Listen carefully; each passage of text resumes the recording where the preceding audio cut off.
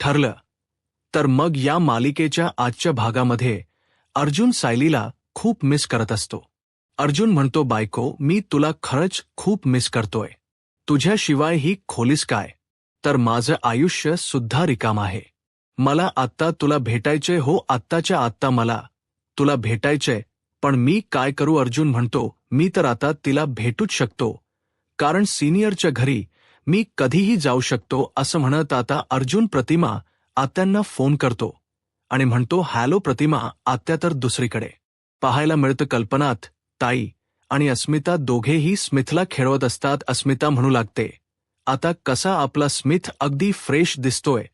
तर कल्पनाताई म्हणतात, अस्मिता, आम्ही सर्वच जण त्याला गोलू म्हणतो, तू मात्र हट्टाने त्याला स्मितच म्हणतेस ना. तर अस्मिता म्हणते, अगं हट्टाने वगैरे काही नाही, त्याचं नावच आहे स्मिथ, आणि खरंच स्मिथ हे नाव किती छान आहे ना. असं म्हणत अस्मिता आणि कल्पनाताई यांच्या गप्पा चालू असतात. त्याचवेळी तिथे अश्विन येतो आणि म्हणू लागतो, काय तुम्ही झोपलं नाही अजून? कल्पनाताई म्हणतात, कसं झोपणार? स्मिथ झोपला नाही, मग आम्ही पण झोपलो नाही. स्मिथ जागा, आम्ही पण जाग्या. तर अश्विन म्हणतो, तू काय रे स्मिथ, काय चाललंय तुझ? रात्र झाली, झोपायचं नाहीये का तुला? असं म्हणत सर्वजण स्मिथला खेळवत असतात, त्याच्याशी गप्पा मारत असतात. तर त्याचवेळी आता तिथून अर्जुन जात असतो. तर कल्पनाई अर्जुनला आवाज देत म्हणतात, अर्जुन, अरे तू कुठे निघालायस? अर्जुन म्हणतो, मी कुठे नाही, लॅपटॉप कारमध्ये ठेवायला जात आहे, म्हणजे उद्या ऑफिसला जाताना विसरायला नको ना. कल्पनात ताई म्हणतात, हो अगदी बरोबर, आणि सायली सुद्धा नाही आठवण करून द्यायला. अर्जुन म्हणतो, हो ना. तर अश्विन म्हणतो, म्हणजे तू आता कारमध्ये लॅपटॉप ठेवायला जात आहेस का? मग ही बॅग कसली आहे? तर अर्जुन म्हणतो, ही बॅग लॅपटॉपची आणि फाईल्स, त्यामध्ये काही फाईल्स आहेत, म्हणजे उद्या मीटिंगला फाईल्स वगैरे मिळायला हव्यात ना, म्हणून सगळ्या फाईल्स घेऊन जात आहे. तर आता अस्मिता म्हणते, हो का, म्हणजे उद्या तुझी क्लायंट मीटिंग आहे का? मग त्या क्लायंट मीटिंगमध्ये तुला कपडे वगैरे चेंज करावे लागणार आहेत का, म्हणजे दुसरा युनिफॉर्म? तर अर्जुन म्हणतो, युनिफॉर्म नाही, त्याची काही गरज नाहीये. अश्विन म्हणतो, नाही, कसं म्हणजे? त्यावेळी तुला टी शर्ट वगैरे घालायचं असेल ना. अर्जुन म्हणतो, नाही, असं काहीच नाहीये. अश्विन म्हणतो, हो का, मग तुझ्या बॅगमध्ये हे टी शर्ट वगैरे? त्यावेळी अर्जुन पाहतो, त्याने त्याच्या बॅगची चैन पूर्ण लावलेलीच नसते आणि त्यामध्ये भरलेले कपडे आता सर्वांना दिसत असतात. अर्जुन लगेच बॅगची चैन लावतो. तर त्यावेळी कल्पनाताई अर्जुनला म्हणतात, अर्जुन मला सांग, तुझी उद्याची क्लायंट मीटिंग ही ॲडव्होकेट रविराज किल्लेदार यांच्याकडे आहे का? असं म्हणतात. आता अर्जुनच सत्य बाहेर आलेलं असतं. अर्जुन म्हणतो, नाही, तसं नाही, मी थोड्या वेळासाठी माझ्या बायकोला भेटायला जात होतो. तर आता सर्वजण हसू लागतात. तर अस्मिता म्हणते, हे सत्य आहे अर्जुन, अरे तुला सायली शिवाय चयनच पडत नाही ना रे. तर अर्जुन म्हणतो, ॲक्च्युली तसं काही नाहीये, मी फक्त तिला भेटायला जातोय कारण मला तिला एक निरोप द्यायचा आहे. तर अश्विन म्हणतो, अच्छा, पण आपल्याला मगाशीच कळालं ना की सायली वहिनी झोपली आहे, आता तू जाऊन तिला उठवणार आहेस का? तर आता मात्र अर्जुनला काय बोलावं काहीच कळत नाही. कल्पनाई म्हणतात, अर्जुन, अरे तू ताकाला जाऊन भांड का लपतोयस? तू भाऊजींच्या घरी राहायला जातोयस ना? तर अर्जुन म्हणतो, हो. तर कल्पनाताई म्हणतात, अरे जातोयस ना, मग लवकर जा, उशिरा जाऊ नकोस. आणि हो, तिथे गेल्यानंतर तू सायलीला उठवू नकोस. तुला सायलीशी जे काही बोलायचं असेल ना ते उद्याच बोल. तर अर्जुन म्हणतो, हो. असं म्हणत अर्जुन खुश होतो आणि कल्पनाताईंना म्हणतो, नक्की जाऊ ना. कल्पनाताई म्हणतात, हो. तर आता अर्जुन निघालेला असतो. अस्मिता आणि अश्विन त्याला चिडवत असतात की उद्याची क्लायंट मीटिंग नीट करा आणि हो, लॅपटॉप आणि त्या फाईल्स पण नीट ठेव. तर दुसरीकडे किल्लेदारांच्या घरी आपल्याला पाहायला मिळतं प्रतिमा त्या सायलीला मायेनेच थोपटत असतात. तिच्या डोक्यावरून मायेने हात फिरवत असतात आणि त्या ठिकाणी रविराज सरही असतात. रविराज सर सायलीकडे पाहतात आणि म्हणू लागतात किती शांत झोपली आहे ना सायली. असं वाटतं की जणू आपली असं म्हणत रविराज सर शांतच होतात. प्रतिमा आत्या म्हणतात, जणू आपली बोलाना काय बोलणार होता पुढे. जणू आपली तन्वीच ना असंच म्हणायचं होतं ना. तुम्हाला आता नकळत रविराज सरांना सुद्धा तन्वीची आठवण येत असते. तर प्रतिमा त्या रविराज सरांना म्हणतात, बघा नाही म्हणता म्हणता तुम्ही स्वतःच हा विषय काढलात. रविराज मी एक सांगू का तुम्हाला, अहो आपण कितीही ठरवलं कितीही म्हटलं तरी आपल्या मुलीला तन्वीला आपण सहजच आयुष्यातून काढू शकणार आहोत का. पण मला फक्त एवढंच म्हणायचे प्रतिमा, जर आपण सतत तिची आठवण करत राहिलो तर मग आपल्यालाच त्रास होईल ना. तर त्यावेळी सायलीला जाग येते. रविराज सर म्हणतात, आपण उगाच बोलूया नको, तिला शांत झोपू देत. आता प्रतिमा आत्या आणि रविराज सर तिथून जात असतात तर समोर पाहतात तर अर्जुन उभा असतो. रविराज सर म्हणतात, अर्जुन तू एवढ्या रात्री इथे. तर प्रतिमा आत्या म्हणतात, खरंच तुझ्या मनाने तू जास्त काळच बायकोचा विरह सहन केलास, पण आज राहणार आहेस ना. तर अर्जुन म्हणतो, हो आज मी राहणार आहे. तुम्ही सोपाना, आपण उद्या बोलू. रविराज सर म्हणतात, बरं ठीक आहे. असं म्हणत रविराज सर आणि प्रतिमा आत्या तिथून निघून जातात. तर आता अर्जुन सायलीच्या बाजूला बसतो आणि म्हणतो, आता मला कुठे रिलॅक्स वाटते. खरं सांगू का, मी खरंच तुला खूप मिस करत होतो. आता सायली झोपलेली असते आणि अर्जुन तिच्याकडे पाहत असतो, परंतु त्याच वेळी सायली झोपेत बडबडत असते, मधुभाऊ सांगाना, मधुभाऊ मला उत्तर सांगाना. याचं मधुभाऊ बोलाना काहीतरी, या कोड्याच उत्तर सोडवाना, तुम्ही काहीतरी बोलाना. आता अर्जुन पाहतो तर सायली सोपेत बडबडत असते. तर अर्जुन म्हणतो, मला असं वाटते की कदाचित हिला स्वप्नात मधुभाऊच दिसत असतील. असं म्हणत आता अर्जुन सायलीच्या डोक्यावरून मायेने हात फिरवतो आणि त्यानंतर अर्जुन सायलीच्या पोटावर हात ठेवतो आणि वरून लागतो, बाळा तुझा बाबा तुझ्यावर खूप प्रेम करतोय आणि तितकंच तुझ्या आईवर सुद्धा. तुझ्या आईवर त्याचं खूप प्रेम आहे. पण खरं सांगू का, तुझा बाबा तुझ्या आईला तितकाच घाबरतो. ती ज्यावेळी कमरेवर हात घेते आणि डोळे मोठे करून पाहते ना, त्यावेळी मात्र मी खूप घाबरतो. तू सांग ना तुझ्या आईला की बाबावर अशी रागवू नकोस, फक्त प्रेम कर. आणि हो, खरं सांगू का, माझं तुझ्यावर सुद्धा तितकंच प्रेम आहे. पण बाळा मला एक सांग, तू काय म्हणणार आहेस तुझ्या आईला? आई मॉम आणि हो मला काय म्हणणार आहेस डॅड, बाबा, पप्पा की जस्ट अर्जुन सायली काही बोल. पण खरं सांगू का, माझ्यापेक्षा जास्त प्रेम तू तुझ्या आईवर कर, कारण ती तुला 9 महिने तिच्या पोटात वाढवणार आहे. पण हो तू तिला त्रास देऊ नकोस. असं म्हणत असताना सायलीला थोडी जाग येते. तर अर्जुन आपणच बाळाला शांत करत म्हणतो, काही बोलू नकोस, हे आपल्या दोघांच सिक्रेट आहे. आणि हो आता तुझी आई शांत झोपलीये, तिला उगाच त्रास देऊ नकोस. तू सुद्धा शांत झोप. गुड नाईट पिल्लू आणि गुड नाईट मम्मास म्हणत आता अर्जुन बाळाशी गप्पा मारत असतो. तर आता इथे सायली मात्र शांत झोपलेली असते. पण अर्जुन सायलीला भेटण्यासाठी आलाय हे सायलीला माहीतही नसतं. तर दुसरीकडे आपल्याला जेलमध्ये पाहायला मिळतं, प्रियाला आता हौलदार मॅडम तिथून घेऊन जातात. तर दुसरीकडे सचिन आता प्रियाला भेटण्यासाठी जेलमध्ये आलेला असतो. हवालदार मॅडम प्रिया कुठल्या सेलमध्ये आहे हे सचिनला सांगतात.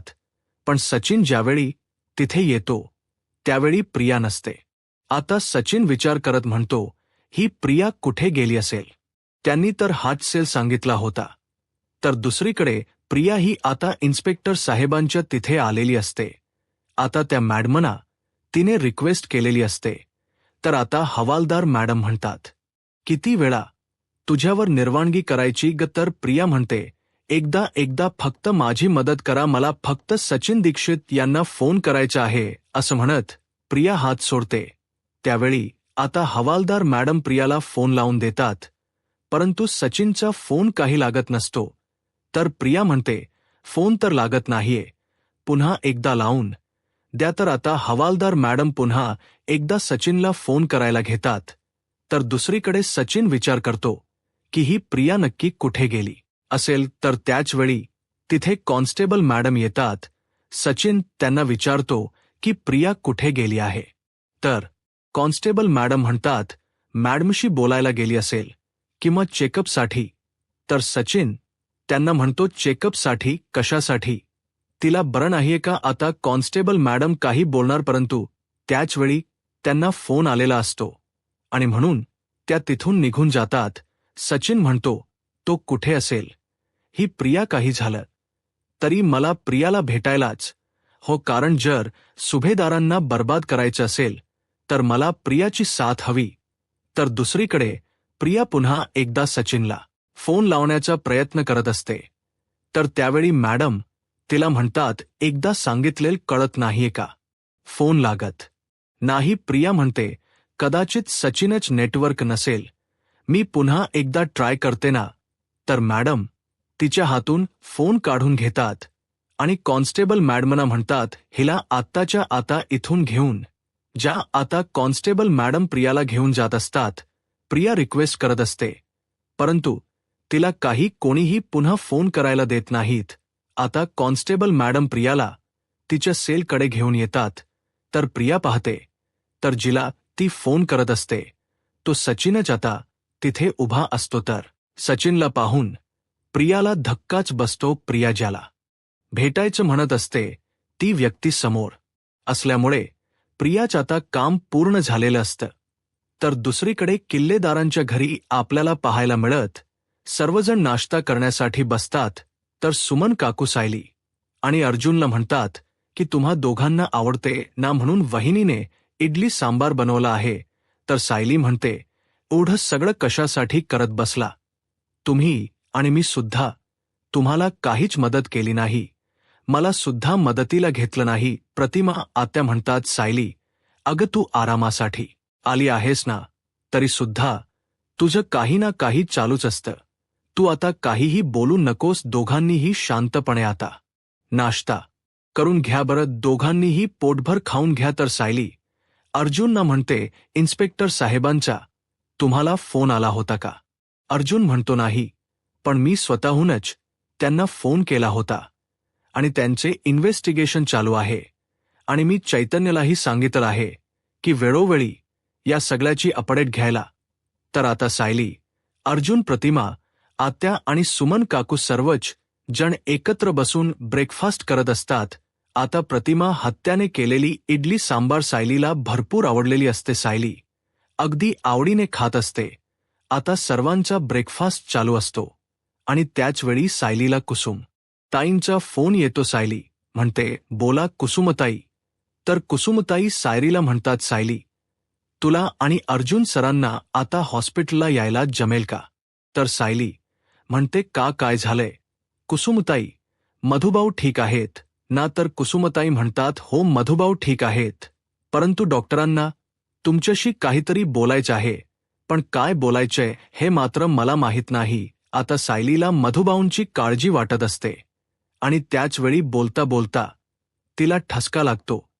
तर आता अर्जुन सायलीच्या हातातील मोबाईल बाजूला ठेवतो आणि सायलीला अगोदर पाणी देतो. तिला शांत करण्याचा प्रयत्न करतो आणि म्हणतो सायली अग तुला मी किती वेळ सांगितले काही खात असताना बोलत जाऊ नकोस तरी सुद्धा. तर प्रतिमा आत्या अर्जुनला म्हणतात अर्जुन तू अगोदर शांत हो बरं. आणि सायली तू वरती बघ. परंतु काही केलं सायलीचा ठसका काही थांबत नसतो. आता प्रतिमा आत्या सायलीकडे येतात आणि तिच्या पाठीवरून हात फिरवतात, डोक्यावर फुंकर मारतात आणि क्षणार्धात सायलीचा ठसका गायब होतो. सायली म्हणते प्रतिमा हत्या हो, मला किती लगेच बरं वाटलं ना. प्रतिमा हा आत्या म्हणतात म्हणजे सायली म्हणते अहो प्रतिमा हत्या तुम्ही माझ्या पाठीवर वरून हात काय फिरवलात आणि माझा ठसकाच गायब झाला, खरंच जादूच झाली ना. असं म्हणत सायली खुश होते आणि लगेच प्रतिमा आत्यांच्या हाताला पप्पी देते. आता हे पाहून प्रतिमा आत्या आणि सुमन काकू एकमेकींकडे पाहतात. तर सुमन काकू प्रतिमा आत्यांना म्हणतात वहिनी तुम्हाला सुद्धा तेच आठवलं का जे मला आठवलं. तर प्रतिमा आत्या होकार देतात. अर्जुन म्हणतो काय आठवलं. त्यावेळी सुमन काकू लहानपणीची गोष्ट सांगत म्हणतात, अरे अर्जुन, तन्वी लहान असताना तिला सुद्धा असाच जोराचा ठसका लागला होता, काही केल्या ठसका कमी होतच नव्हता, परंतु त्यावेळी वहिनींनी तिच्या पाठीवरून हात फिरवला तर प्रतिमा म्हणतात, हो मी तिच्या पाठीवरून हात फिरवला आणि क्षणार्धात तिच्याही खोकला असाच गायब झाला. आणि त्यावेळी मला ती काय म्हणाली माहितीये का, आई, अगं तू जादूगार आहेस का? तर मी त्यावेळी हसायला लागली. तर तन्वी म्हणाली, आई, अग हसू नको, मी खरंच विचारते, तू जादूगार आहेस का? म्हणजे बघ ना, तू माझ्या पाठीवरून हात फिरवलास आणि माझा खोकला ठसका गायब झाला असं म्हणत ती खूप खुश झाली आणि तिने सुद्धा माझ्या हाताला अशीच पप्पी दिली असं म्हणत प्रतिमा आत्यांना तो क्षण आठवू लागतो. तर इथे सुमन काकू प्रतिमा आत्यांना म्हणतात, वहिनी सायली सुद्धा अगदी तशीच वागली आहे ना आता सायली. या सगळ्या गोष्टींचा पुन्हा एकदा विचार करू लागते. तर कुसुमताई म्हणतात, हॅलो. अर्जुन म्हणतो, हॅलो, बोला ना कुसुमताई. तर कुसुमताई म्हणतात, सायलीला काय झालंय, एवढा खूप खोकला लागलाय, आता तिला बरं वाटतं ना? तर अर्जुन म्हणतो, हो आता ती बरी आहे. तर कुसुमताई म्हणतात, बरं ठीक आहे, तुम्ही लवकर या, मी वाट पाहते असं म्हणत कुसुमताई फोन ठेवतात. अर्जुन सायलीकडे पाहतो तर सायली म्हणते, हो कुसुमताईंनी आता आपल्याला हॉस्पिटलला बोलावलं आहे, डॉक्टरांना आपल्याशी काहीतरी बोलायचं आहे. तर अर्जुन म्हणतो, बरं ठीक आहे. तर आता सुमन काकू सायलीला म्हणतात, सायली, अगं आत्ताच तुला एवढा मोठा ठसका लागला होता आणि एवढं बरं वाटत नव्हतं आणि आता लगेच तू बाहेर निघालीयस का? अगं स्वतःची जरा काळजी घे ना. सायली म्हणते, सुमन काकू माझी काळजी नका करू आणि मी आता बरी आहे आणि मला जावंच लागेलच ना. आणि हो माझं बाळ मला ताकद देईल. बाळ आपल्या आईला कशी ताकद देतं हे मी रोज अनुभवत आहे. ज्याप्रमाणे स्मित अस्मिताला मानसिक ताकद देत आहे, तसंच माझं बाळ सुद्धा मला शारीरिक ताकद देत आहे. त्यामुळे माझी अजिबात काळजी करू नका. आणि हो मी बाळाची नीट काळजी घेईन, पण मला हॉस्पिटलला जावंच लागेल. तर सायली म्हणते, बरं मी आलेच असं म्हणत सायली फ्रेश होण्यासाठी निघून जाते. तर आता अर्जुन चैतन्याला फोन करतो आणि म्हणतो, चैतन्य मला ऑफिसला यायला लेट होईल, हो मीटिंग्स आहेत, तू अटेंड करून घे ना असं म्हणत अर्जुन फोन ठेवतो. तर दुसरीकडे जेलमध्ये आपल्याला पाहायला मिळतं सचिन ज्यावेळी त्याच्या डिव्होर्सची बातमी प्रियाला सांगतो त्यावेळी प्रिया म्हणते, म्हणजे काय, तुझा आणि अस्मिताचा डिव्होर्स झाला सुद्धा? तर सचिन म्हणतो की हो अस्मिताचा आणि माझा डिव्होर्स झालाय, तसं तुझं काही नुकसान झालं नाही म्हणा. ती मूर्ख मुली तुझ्या आयुष्यातून निघून गेली, हे खरंच खूप बरं झालं. तर सचिन म्हणतो, मूर्ख वगैरे काही नाहीये, दीडशहाने निघाली आहे ती, दीडशहाने. उलट तिने आणि तिच्या भावाने मिळून मलाच मूर्खात काढलं. अस्मिताने एनी मनी म्हणून माझ्याकडून खूप मोठी रक्कम मागितली आहे आणि कोर्टाच्या निकालानंतर आणि कोर्टाने दिलेल्या निर्णयामुळे आता मला काही झालं तरी तेवढे पैसे तिला द्यावेच लागणार आहेत. तर आता प्रिया सचिनला प्रश्न करत म्हणते, तू एवढे पैसे कुठून आणणार आहेस? तर सचिन म्हणतो, स्वतःला विकलं ना तरी एवढे पैसे मिळणार नाहीत, परंतु आता मलाच काहीतरी करावं लागेल. मला हे पैसे अण्णांकडेच मागावे लागतील. पण अण्णांच तर हल्ली काही वेगळंच सुरू असतं. आता प्रिया सचिनकडे पाहते, पण सचिन म्हणतो, बघूयात, ते सुद्धा सगळं काही होईल, मला काहीतरी करावं लागेल. पण मी आता सुवेदारांना बर्बाद करायचा विडाच उचलला आहे. काही झालं तरी मला त्या सुवेदारांना बर्बाद करायचं आहे. मला त्यांना एकही क्षण आनंदात जगू द्यायचं नाहीये. तर आता प्रिया सचिनकडे पाहते तर सचिन म्हणतो, आणि मला चांगलंच माहीत आहे की या सगळ्यामध्ये तूच माझी मदत करू शकतेस, तूच माझी साथ देऊ शकतेस आणि म्हणूनच तर मी तुला भेटायला आलो आहे. तर प्रिया सचिनला म्हणते, तू अगदी करेक्ट माणसाकडे आलायस. या सुभेदारांनी आपल्या दोघांचेही आयुष्य नरक बनवले आणि या सगळ्याचा सूड तर आपल्याला उगवायलाच हवा. त्या सुभेदारांवर असा काही बॉम्ब फोडायचा ना की अक्क अन्नपूर्णा हाऊस हादरेल. तर सचिन प्रियाला विचारतो, पण असा बॉम्ब सापडणार तरी कुठे? तर प्रिया म्हणते, माझ्याकडे आहे आणि तो बॉम्ब मी तुला देणार आहे, तू फक्त जाऊन तो फोडायचा आहे. तर आता सचिन म्हणतो, तू काय बोलतेयस ना, मला तर काहीच कळत नाहीये, तुला नक्की काय म्हणायचं आहे? तर प्रिया सचिनला म्हणते, सुभेदारांच्या घरी खोडण्याला एक मोठा बॉम्ब, तो म्हणजे हाच की मी अश्विन सुभेदार यांच्या बाळाची आई होणार आहे. आता हे ऐकून सचिनला धक्काच बसतो. आता सचिन विचार करत असतो. तर प्रिया सचिनला म्हणते, आता विचार कर, ही बातमी जर सुभेदारांपर्यंत पोहोचली तर केवढा मोठा स्फोट होऊ शकतो. आता हे ऐकून सचिन खुश होतो. प्रिया आणि सचिन यांनी मोठा प्लॅन आखलेला असतो.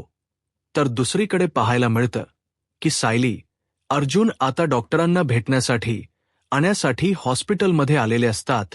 तर डॉक्टर सायलेनी अर्जुनला म्हणतात, आमचे प्रयत्न चालू आहेत, पण अजूनपर्यंत आम्हाला हे सगळं काही कोणी केलं हे काहीच कळत नाहीये. तर अर्जुन म्हणतो, तुम्ही खरं तर मधुभाऊंवर असणारी तुमची जबाबदारी सटकताय. तुम्हाला चांगलंच माहीत आहे की मधुभाऊंवर जो हल्ला झाला, जो अटॅक झाला, या सगळ्याला हॉस्पिटल जबाबदार आहे. मी तुम्हाला म्हणालो की मी तुमच्यावर केस करेन आणि म्हणूनच तुम्ही आता मधुभाऊंना डिस्चार्ज देताय, तुम्ही त्यांना घरी पाठवताय. अर्जुन खूप चिडलेला असतो. तर सायली अर्जुनला म्हणते, अहो तुम्ही जरा शांत व्हा ना. तर आता अर्जुन सायलीला म्हणतो, सायली, आपल्याला सुद्धा डिस्चार्ज हवा होता, आपल्याला सुद्धा मधुभाऊंना घरी घेऊन जायचं होतं, पण असं नाही. बरं झाल्यानंतर पण अशा अवस्थेत ही लोक आता मधुभाऊंना डिस्चार्ज देतायत, त्यांना घरी घेऊन जा असं म्हणतायत. तर डॉक्टर अर्जुनला शांत करत म्हणतात, नाही ॲडव्होकेट सुभेदार, प्लीज तुम्ही आमच्या ऐकून तरी घ्या. तर आता सायली सुद्धा अर्जुनला समजावते आणि म्हणू लागते, अहो तुम्ही जरा शांत व्हा आणि त्यांना काय म्हणायचंय ते ऐकून तरी घ्या आणि मग आपण ठरवू की आपण काय करायचं आहे ते. तुम्ही शांत व्हा अगोदर असं म्हणत सायली अर्जुनला शांत करते आणि डॉक्टरांना म्हणते, डॉक्टर तुम्ही बोला. तर डॉक्टर म्हणतात, मधुभाऊ यांची तब्येत आता हळूहळू सुधारते.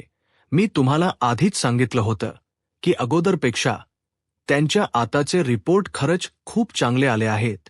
त्यांच्या रिपोर्टमध्ये झालेला बदल पाहता असं दिसून येते की ते लवकरात लवकर बरे होऊ शकतात. मॅडम, ज्यावेळी तुम्ही त्यांना भेटायला येता त्यावेळी त्यांचा चांगला रिस्पॉन्स असतो, परंतु तुम्ही इथे कोणीही नसता त्यावेळी मात्र ते हॉस्पिटलच्या स्टाफला कोणत्याही प्रकारचा रिस्पॉन्स देत नाहीत, कोणत्याही प्रकारची हालचाल करत नाहीत.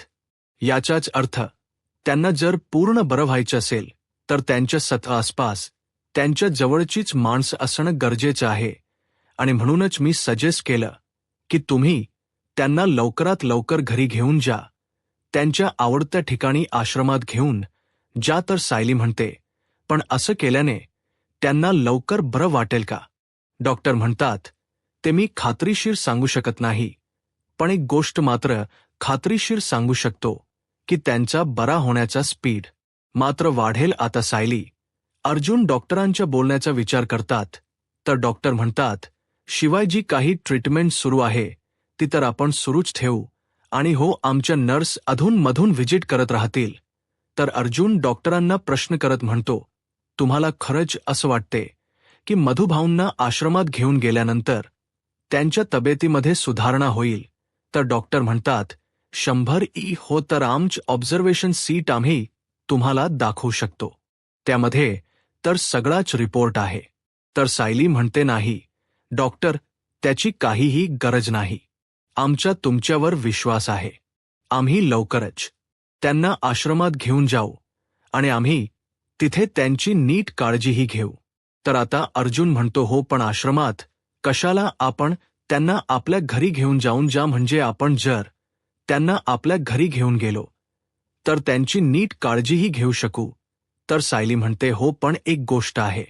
डॉक्टर म्हणतायत त्याप्रमाणे जर मधुभाऊंना त्यांच्या माणसात राहायचं असेल तर, कारण आश्रमात मुलं आहेत, काका काकू आहेत, सर्वजण तिथे आहेत आणि आश्रम हे मधुभाऊंच सगळ्यात जवळच ठिकाण आहे. आणि नाही म्हटलं तरी आपलं घर म्हणजे त्यांच्या जावयाच घर आहे, आणि जर आपण आपल्या घरी त्यांना घेऊन गेलो तर आपला हेतू साध्यच होणार नाही. त्यांची रिकव्हरी लवकर होईल असं मला नाही वाटत. आता अर्जुनलाही सायलीचं म्हणणं पटतं. अर्जुन म्हणतो, हो अगदी खरं आहे. असं म्हणत अर्जुन डॉक्टरना म्हणतो, थँक्यू डॉक्टर, आम्ही त्यांना घेऊन जातो. डॉक्टर म्हणतात, बरं ठीक आहे, तुम्ही डिस्चार्जची प्रोसेस पूर्ण करून घ्या म्हणजे दुपारपर्यंत पेशंटला डिस्चार्ज देता येईल.